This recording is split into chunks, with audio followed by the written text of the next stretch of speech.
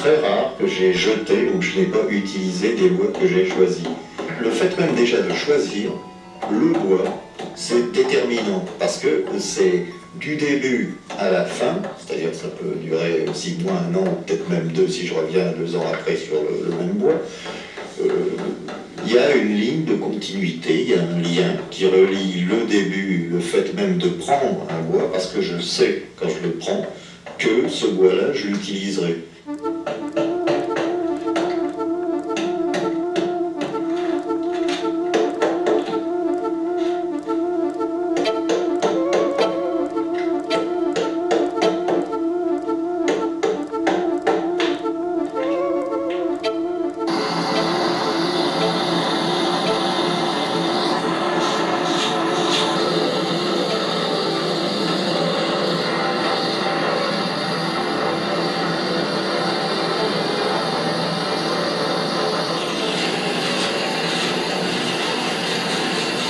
Il y a déjà des gens qui m'ont amené des bois. Il est assez rare que j'utilise les bois. Je dis merci aux gens parce que c'est gentil, mais en fin de compte, les intentions ne correspondent pas du tout à moi, ma disponibilité, ce qui se comprend très bien.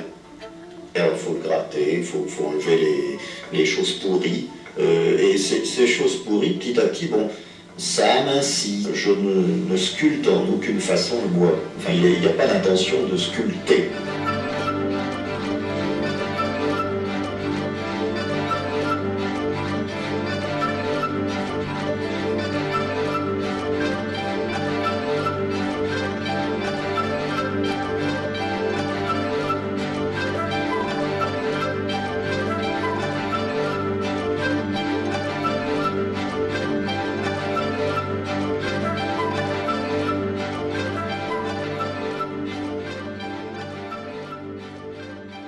Mais il y a une intention de préparer une surface, préparer plutôt un objet, pour qu'il soit apte à recevoir, à absorber tout ce que je peux y amener de contenu.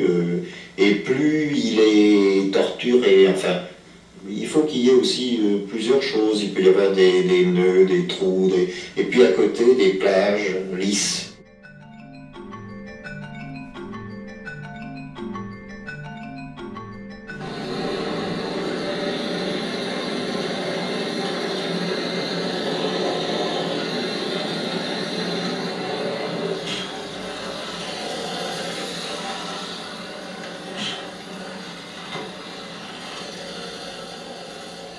Par exemple, j'utilise des pots de glycérophthalique pour la peinture en bâtiment ou même des peintures pour voitures, parce que ces peintures brûlent très facilement. Enfin, et en brûlant, elles se transforment.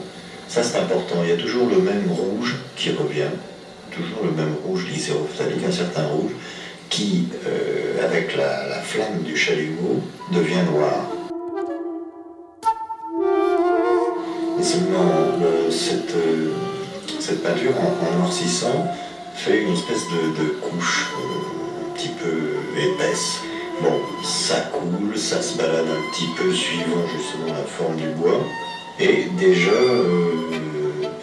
j'ai une matière très vite. Enfin, j'ai une autre matière que le bois.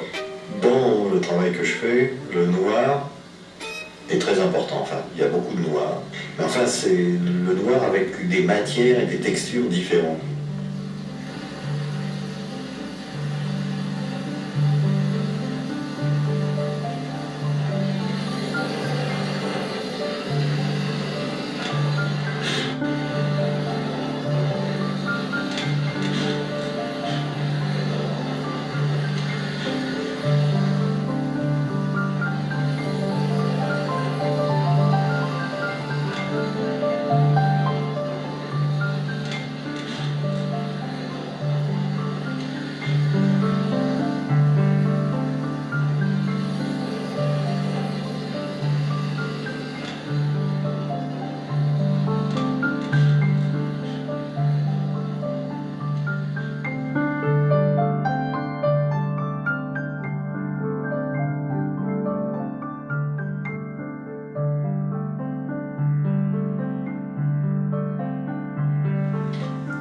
Caresser, suivre les creux, les bosses.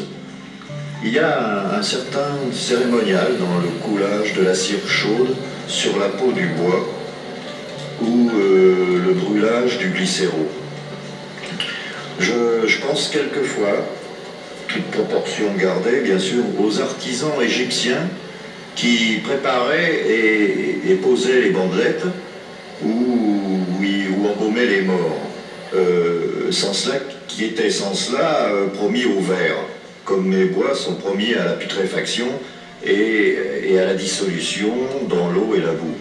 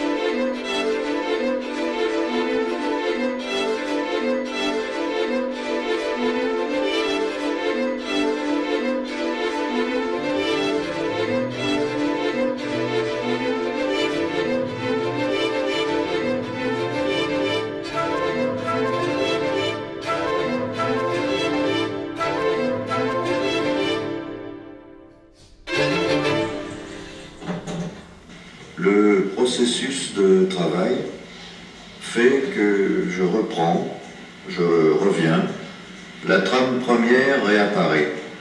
Ces retours en arrière font remonter bien des choses qui avaient été faites depuis longtemps. C'est comme une mémoire, un peu le même phénomène qui arrive avec certaines pierres lithographiques qui restituent une image rémanente des années et des années plus tard.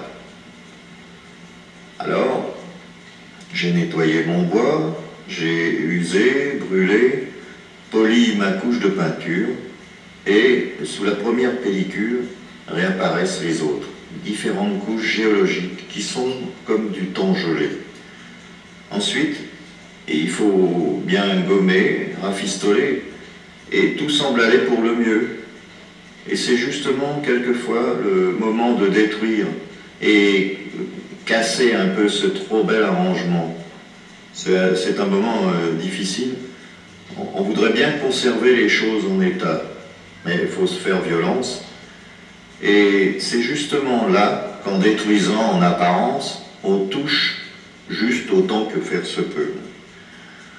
Donc, le tissu, la trame labyrinthique du graphisme, des graphismes successifs, réapparu au hasard des grattages, hésitations, brûlages, colère et autres interventions conscientes ou inconscientes s'organisent et puis, comme un cocon, se referme et habille la forme. Tricot compliqué qui est du rêve et peut-être aussi, si l'on veut, de l'aventure. C'est le parcours aveugle et lucide, souvent inquiet, mais aussi sûr, et qui, en fin de compte, constitue ce qui me semble la meilleure manière d'y apposer ma marque.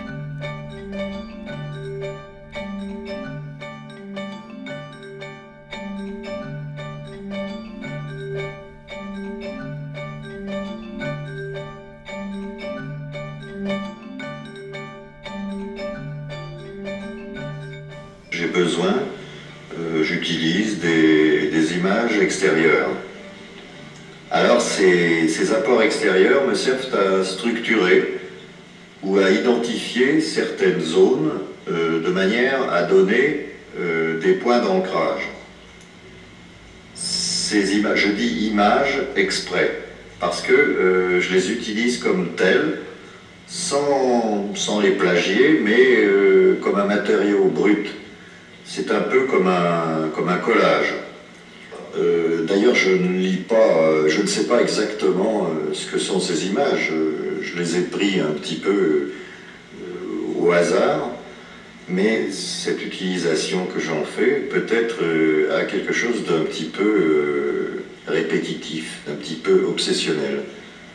C'est-à-dire que je les utilise très, très longtemps, je les garde très longtemps.